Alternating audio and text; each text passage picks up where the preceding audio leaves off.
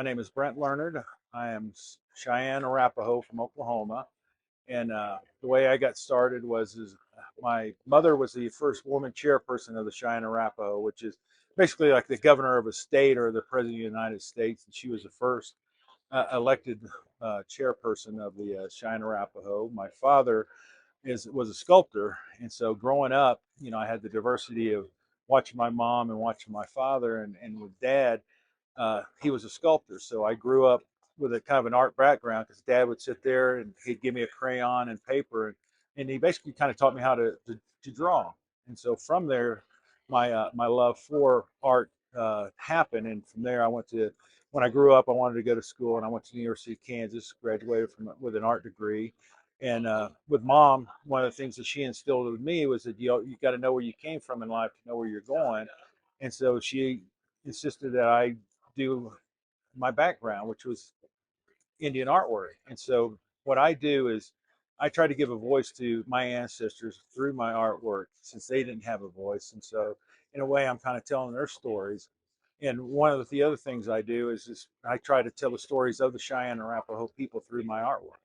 So when I was a child, you're going back to like when I was 4 or 5 years old, but professionally, ever since I graduated from the University of Kansas in 1993, so you're talking almost 30 years now.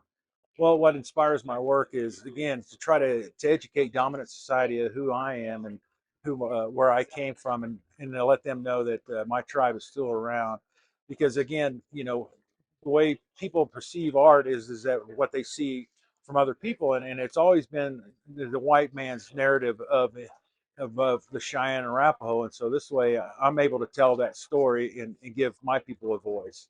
A few years ago, I did an exhibition on the Sand Creek Massacre where prior to that, there wasn't any visual information to be seen for that. And so my cousin and I got together and we did an exhibition telling the story of the Sand Creek Massacre and the Battle of the Ouachita, which I'm a descendant of both.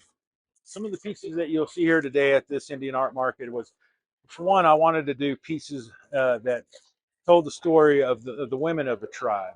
Because for one, being a male, and you come to art market, you usually see a lot of paintings of men doing masculine things with, on hunting buffalo or on horseback, holding a rifle or something like that. And I wanted to do something a little different. I wanted to pay honor to not only my mom but just the women of the tribe because they were the backbone of the of our tribe. They're the ones who cared for the elderly, gave birth to the kids, and not only that, but fed us and clothed us. And when we were getting ready to move, they tore down the teepee, they put it on the travois and moved us. And so, and again, you really don't see too many pieces that depict the women from different tribes. And so here I have the woman who she's waiting for her loved one coming back from battle, or she just lost one.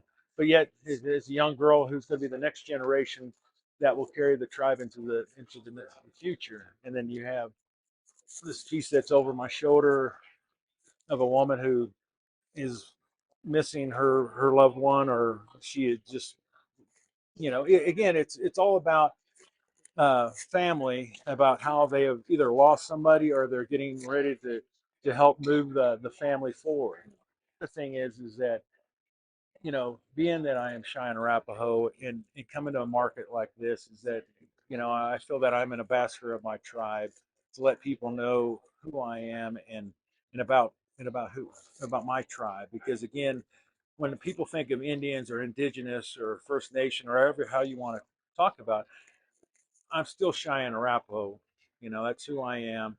And I don't want us to be put into a box because when people think of Indian art, they always kind of put us into a box like we're all the same. And they have to understand is that there's 500 different nations, and each one of us is different. And we all have our own stories to tell.